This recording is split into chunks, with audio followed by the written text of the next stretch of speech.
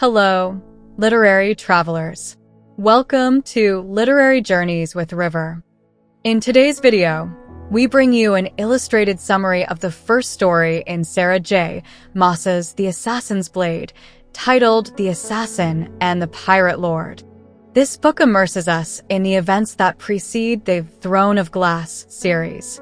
Remember, this is just a summary, not the complete book. Let's start this exciting journey. Chapter 1.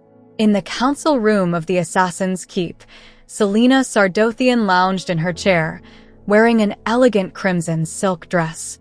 It was early in the morning, and her exhaustion was evident. In front of her, a young man commented on her apparent fatigue, which she ignored, focusing on the other men present, all older than her and reluctant to meet her gaze. The 5 assassins, including Celaena, were the closest associates of Arobynn Hamel. Arobynn, the leader of the assassins, sat at the head of the table, his reddish hair shining under the chandelier light. With a serious expression, he announced that Gregory had been captured during a mission and was now in the royal dungeons. Celaena, annoyed by the reason for her call at that hour, suggested killing him to prevent him from revealing information. Sam, sitting to Arobynn's left, expressed his disagreement, which irritated Celaena. She realized that Sam occupied Ben's place, the second in command, and wondered why Arobynn hadn't punished him for it. Sam and Celaena had a tense relationship since Arobynn had chosen her as his protege over him. Arobynn, with a pained expression, revealed the true reason for the meeting. Ben had been killed. The news left Celaena in shock, as Ben was not only an excellent assassin but also a close mentor and friend. The lack of Ben's body, due to the presence of guards at the scene of his death, made Celaena explode in anger. A confrontation erupted between Celaena and Sam, both ready to fight until Arobynn intervened, stopping them. Despite the tension, Sam eventually relented. Arobynn asked Celaena to control herself, which she did reluctantly. Before leaving, she declared her intention to retrieve Ben's body, making it clear that she wouldn't extend the same courtesy to others when their time came. Determined, Celaena left the keep, ready to face any obstacle to fulfill her promise. Chapter 2. 2 months and 3 days passed until noon marked the hour when Celaena and Sam waited for Captain Rolfe, the Pirate Lord. Although they arrived late, Rolfe was 2 hours late, an unforgivable delay considering the meeting was in his own office. The journey to Skulls Bay, the heart of the pirate territory, had been slow and costly but inevitable. Celaena, covered in a stifling black cloak, tunic, and ebony mask, was furious about the wait. The reason for their presence there was clear. After the death of 3 assassins at the hands of pirates, Arobynn had sent Celaena as his representative to demand compensation. Her goal was to obtain retribution in gold for the losses suffered. While they waited, Celaena warned Sam that with each minute of delay, she would add 10 gold pieces to Rolfe's debt. Sam, with his face uncovered by a mask, was skeptical about Celaena's intentions. Sam had been assigned as her escort, though Celaena saw him more as a watchdog. The Assassin's Keep and the ruined port city of Skulls Bay were entirely different worlds. Rolfe's office, located on the upper floor of a shabby tavern, didn't meet Celaena's expectations, who had imagined an imposing fortress. The sweltering heat of the Southern Isles made the wait even more uncomfortable. Impatient, Celaena began snooping in Rolfe's office. She rifled through documents and maps, finding little of interest. Sam, clearly annoyed by her behavior, tried to dissuade her, but she ignored him. Finally, Rolfe appeared, tall and dark-haired, disproving the expectations of a disheveled and extravagant pirate. His hands tattooed with a mystical map caught Celaena's attention. After a brief introduction, Rolfe offered them brandy, which they both declined. Celaena, still uncomfortable with the wait, adopted a defiant posture. Rolfe, aware of his power, showed no signs of intimidation. When they finally sat down to discuss the terms, Rolfe read the documents sent by Arobynn and was surprised by the lack of retribution demands. Instead, Arobynn had proposed a business deal, a fact that left Celaena puzzled. The revelation that Arobynn had sent them to negotiate the purchase of slaves enraged Celaena. Though she tried to maintain her composure, her disgust was evident. Rolfe, apparently pleased with the agreement, informed them that the slaves would arrive in 2 days and that they could use their ship for transport. Celaena, struggling to hide her revulsion, warned Rolfe not to fail. Finally, Rolfe led them to their rooms, joking about the need for a bath. Celaena, controlling her anger, mentally prepared to confront Sam about the hidden truth during their journey. The situation was becoming increasingly tense, but Celaena was not willing to let the pirate lord or Arobynn underestimate her. Chapter 3. It took 5 minutes to inspect the small room for peepholes or any other signs of danger. During that time, they removed paintings, tapped the floor, sealed the space under the door, and covered the windows with Sam's worn cloak. Only when she felt secure did she remove her cloak and mask, turning to Sam, who was sitting on his cot, showing his palms in a sign of peace. Sam, in a soft voice, tried to calm her, assuring her that he knew as much as she did about the meeting they attended. Celaena, still furious, looked at him with disdain as he settled more comfortably on the bed. Sam explained that they were both at a disadvantage and that Rolfe, the pirate lord, had an ego as large as hers. Celaena, frustrated, wondered why Arobynn had sent them there without clear information, speculating about Rolfe possibly lying about a letter.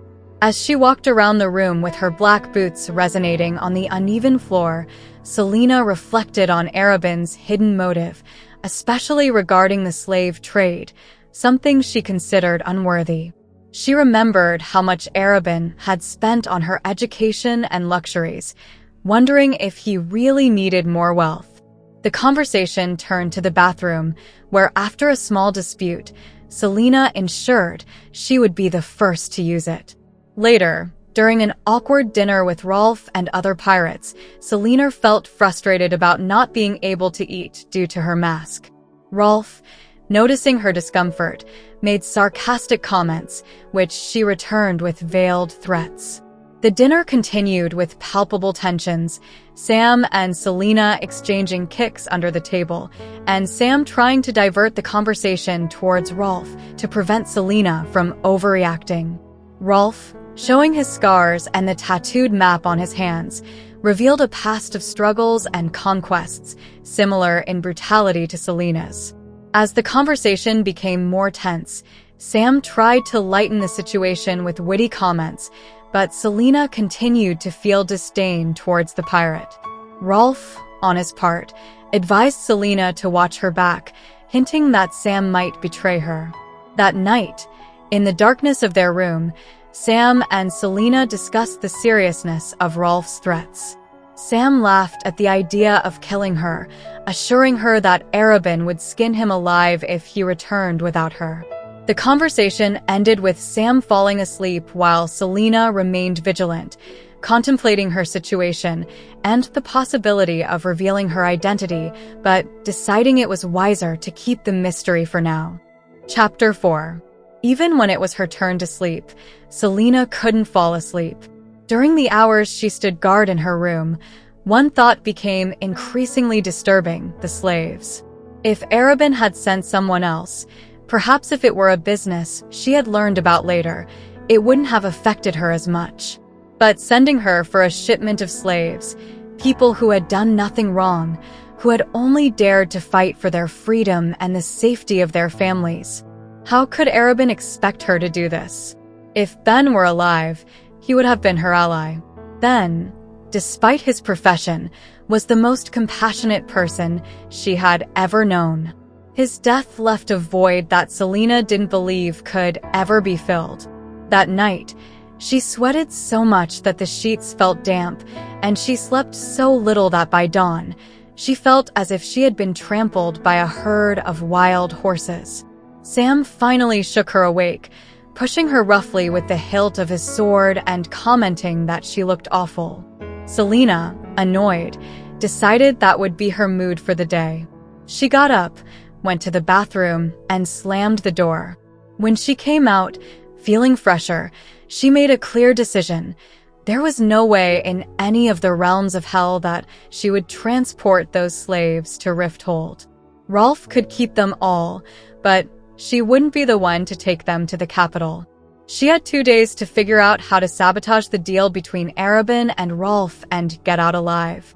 She placed the cloak over her shoulders, regretting that it hid part of her beautiful black tunic with gold embroidery. Sam, who was cleaning his nails with the tip of a dagger, asked where she was going. Celaena, knowing Sam wouldn't help her, replied that she was going to ask Rolfe some questions and ordered breakfast to be ready upon her return. Sam, with a disdainful expression, accepted with a sarcastic bow. They exchanged vulgar gestures before she left the hallway. Celaena had to dodge puddles of filth and vomit as she followed Rolfe, whose long strides made her struggle to keep up. Storm clouds gathered in the sky, and people in the street began to seek shelter. Skulls Bay wasn't a beautiful city, with tilted and ruined buildings, and its fame lay in the Shipbreaker, a giant chain hanging across the mouth of the bay. This chain, designed to deter attacks, also prevented people from escaping, and the only way in or out of the port was by paying a hefty fee. Rolfe told her she had 3 blocks to take advantage of, and though Celaena tried to contain her irritation, she couldn't help but notice the bay's beauty and the vegetation. During the walk, she tried to learn more about the slaves and the inspection they would conduct. Rolfe allowed her to accompany him to the inspection, considering it a privilege. Celaena, with disdain, agreed to review the slaves aboard the ship the next day, planning to use any information against him to sabotage the deal. They reached the dock, where ships of all shapes and sizes rocked in front of the piers. Rolfe assured her that inspecting 100 slaves would take time but wouldn't be wasted time. He then offered to accompany him to another inspection that night at the holding center, which Celaena accepted in the hope of finding a way to reject the deal. When Rolfe mentioned that his men would take care of the slaves on the ship, Celaena insinuated that she didn't trust his pirates. Rolfe, irritated, promised that his men wouldn't touch the slaves and added guards to reassure her. Finally, they reached a blue-painted tavern, the Sea Dragon, sharing its name with Rolfe's ship. Upon entering, Rolfe warned her that someone would make her pay for her arrogance one day, closing the door in her face. Celaena smiled as she felt the first raindrops refreshing the sultry air, satisfied with the outcome of their encounter. Back at the tavern, Celaena collapsed on the bed and asked Sam if breakfast was poisoned. Sam, leaning against the bed, joked about whether they would poison it or him. After a silence, Sam asked if he should warn Rolfe about what she was planning. Celaena, without revealing her intentions, responded evasively. Sam, annoyed, insisted he knew she was up to something, and after a discussion, Celaena refused to tell him the truth. Finally, the tension between them became palpable when Sam opened the window shutters, fed up with suffocating. Celaena, furious, closed the window and covered the shutters again. Sam, without speaking further, made his displeasure clear. She, determined to keep her plans secret, prepared to face the challenges ahead. Chapter 5. Dinner with Sam passed in silence. At 8 o'clock, Rolfe arrived to take them to the holding center. Sam didn't ask where they were going, just followed the flow of events as if he had known what was happening from the beginning.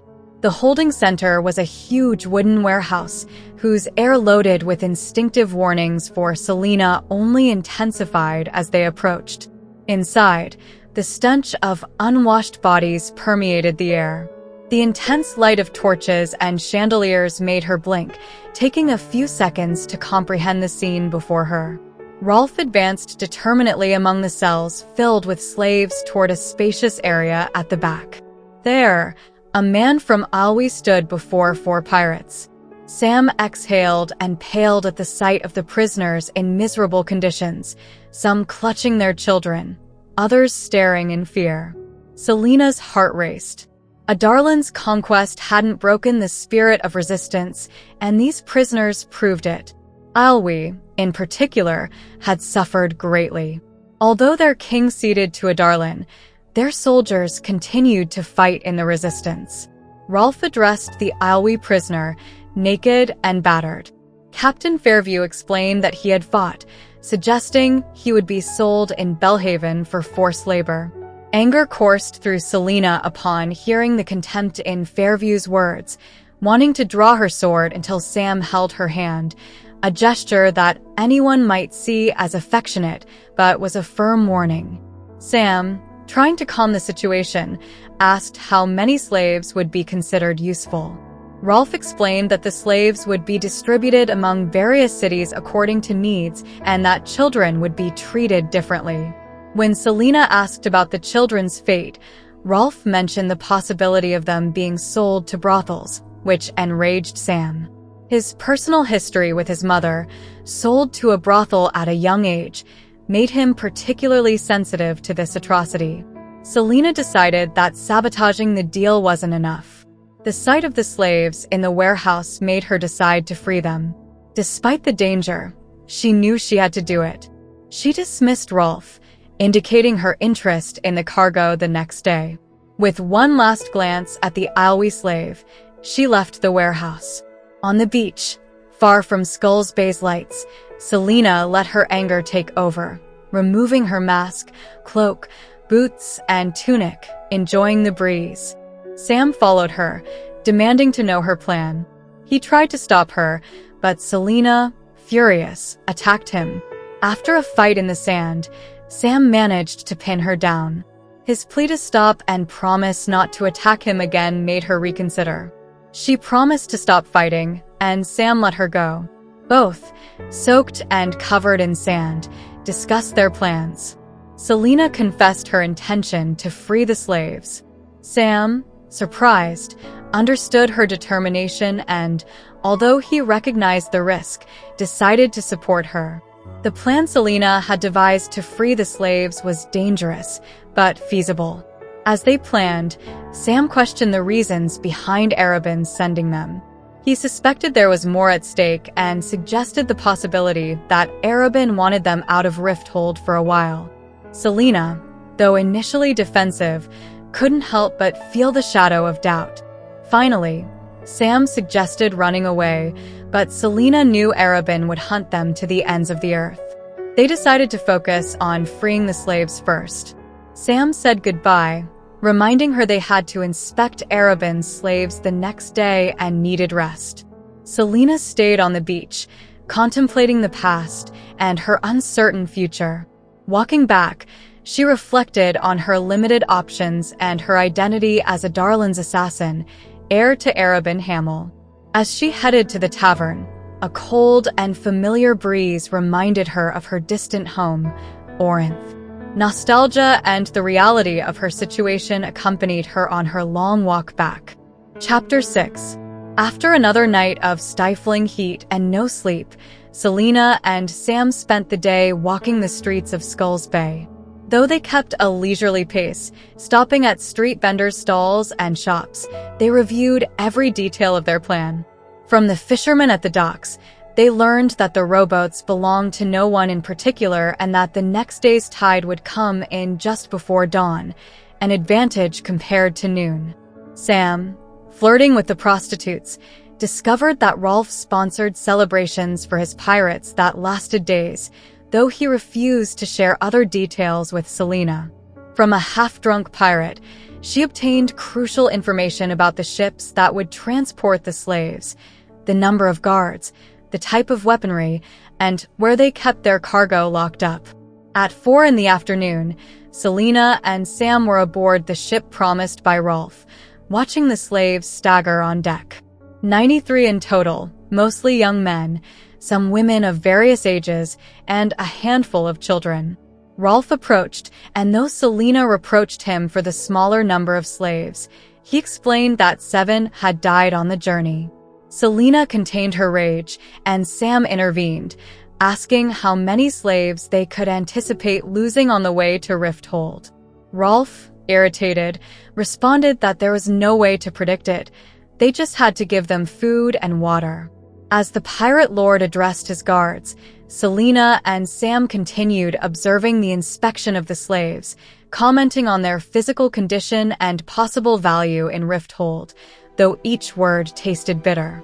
Celaena asked Rolfe if the ship would be protected that night and if the watchtower would also monitor it, receiving affirmative answers. When she asked how many slaves spoke her language, Rolfe, distrustful, questioned the prisoners. Only an older man from Alwi responded affirmatively. Celaena memorized his face and asked him a few quick questions before moving away. Hours later, in the dark, 2 hooded figures advanced in rowboats towards the slave ships. The moon shone enough for Celaena to distinguish the Golden Wolf as she rowed. Sam, to her right, rowed towards the Desolate, where the previous day's slaves were held. The city celebrated a party they had encouraged, distracting the pirates. Though she panted behind the mask and felt the pain in her arms with each row, Celaena kept the pace, worried about the watchtower to her left. If they were discovered, the first alarm would sound from there. They decided it would be easier to escape at dawn when the pirates were too drunk or unconscious to notice, and with the high tide in their favor. Celaena reached the Golden Wolf and held on to the last rung of the hull ladder to prevent her boat from hitting it. Sam, already on the Desolate, sent her a signal with a mirror, which she responded to, indicating she was ready. A moment later, Sam signaled back. It was time to act. Chapter 7. Agile as a cat and silent as a snake, Celaena climbed the ship's wooden ladder. The first guard didn't see her until her hands were around his neck, knocking him unconscious. She held him gently so he wouldn't make noise as he fell. The second guard, at the helm, let out a muffled cry before Celaena's dagger hilt knocked him out, though not as quietly. The noise alerted the third guard at the bow, who shouted his companion's name and began to approach. Celaena crouched near the deck, hiding the second guard's body with her cloak. When the third guard tripped over the first body, Celaena sprang into action, quickly striking him on the head. She placed him on top of the first guard and ran to the bow to signal with the mirror. After a few seconds that seemed eternal, Sam responded from the Desolate, indicating that the guards were also unconscious. Celaena knocked out the guard watching the captain's cabin door, though the man managed to make enough noise to wake the dead.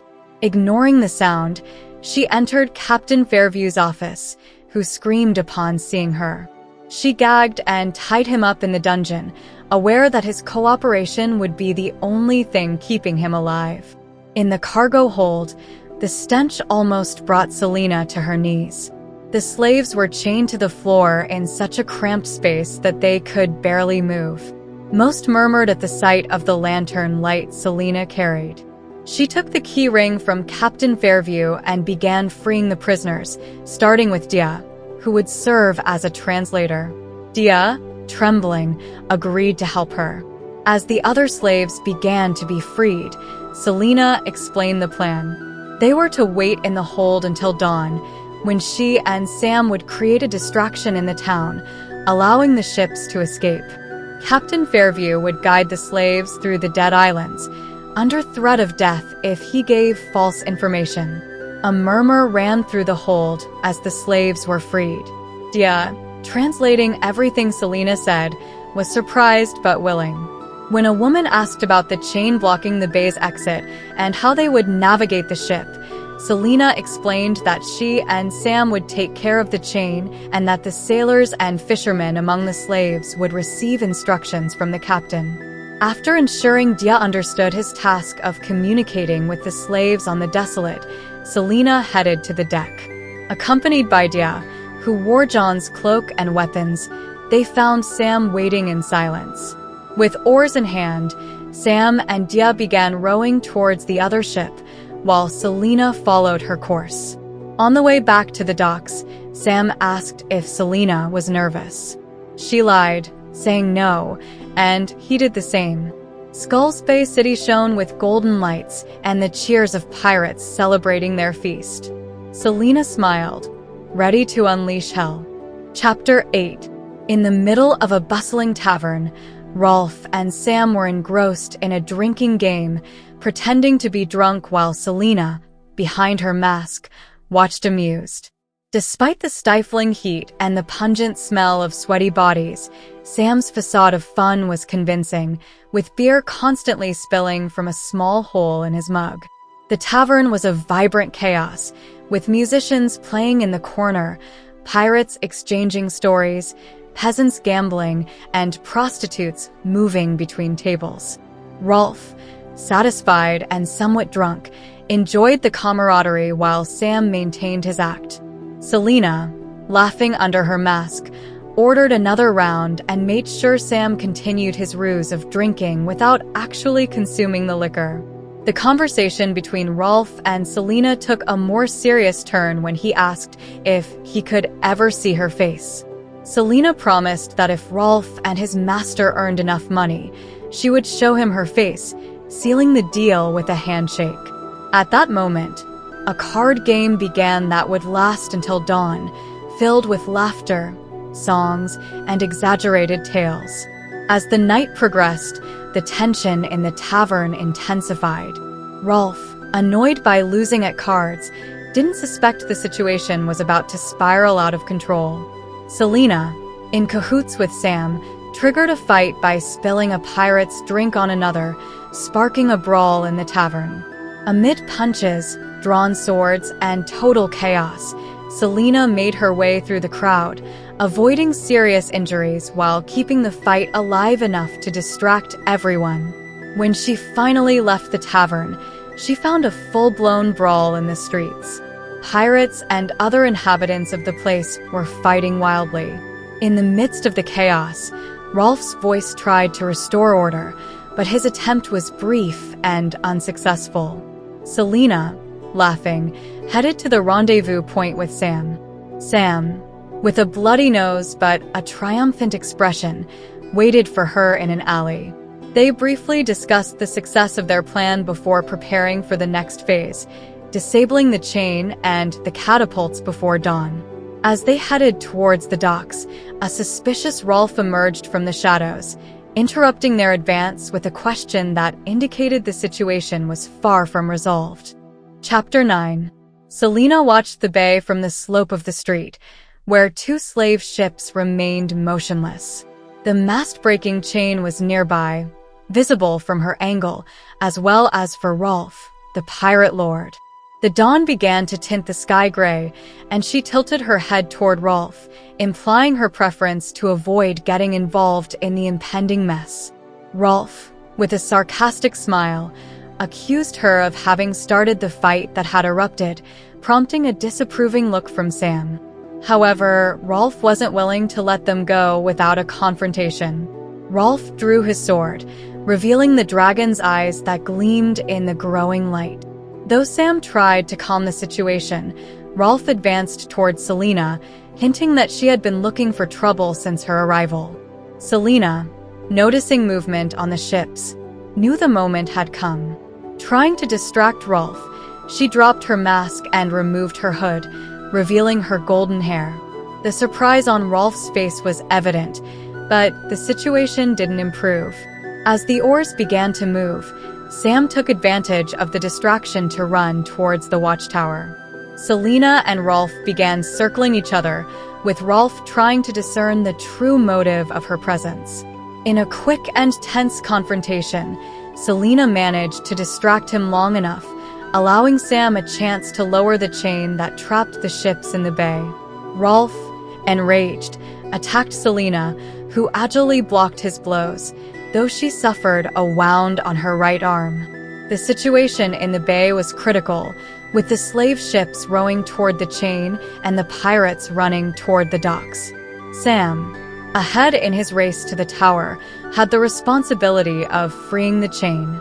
Celaena, injured but determined, ran after him, aware that any delay would mean the capture of the slaves. The semi-ruined tower loomed before her, and Sam was already at the top, fighting the pirates. He managed to move a catapult, directing it towards the chain's anchor point. Despite the numerous pirates attacking him, Sam cut the catapult's rope, releasing a rock that destroyed the tower and broke the chain, allowing the slave ships to advance toward freedom. When Celaena reached the tower, she saw the slave ships sailing toward the horizon, finally free. However, the joy was short-lived when a block of rock fell near her, reminding her of Sam. With a mix of fear and determination, she tried to reach the semi-destroyed tower, only to be stopped by Rolfe, who pinned her with a dagger to her neck. Chapter 10. Rolfe held Celaena by the neck, pressing a dagger against her throat while snatching her own sword and throwing it into the underbrush. Rolfe's threat was clear. He had no intention of killing her quickly, but of enjoying her prolonged death. Celaena watched the tower's remains and the dust cloud in the air, doubting Sam's survival after the destruction. Rolfe listed the losses she had caused: 200 slaves, several ships, and many lives. Celaena, trying to buy time, responded with sarcasm. However, Rolfe increased the dagger's pressure, reminding her of the cost of her actions. To buy time, Celaena asked how he had managed to find her. Rolfe, with a cruel smile, explained that he knew she would follow Sam, confident she wouldn't abandon him. As the jungle around them came alive with animal sounds, Rolfe ordered her to return with him, promising her a horrible fate before contacting her master, Adarlan. Taking advantage of a movement from Rolfe, Celaena threw herself backward, making him trip and freeing herself from the dagger with a quick maneuver. With a blow to the stomach and a knee to the face, she left Rolfe on the ground, picking up the fallen dagger. When Rolfe tried to get up, she knocked him down again, placing the dagger to his throat.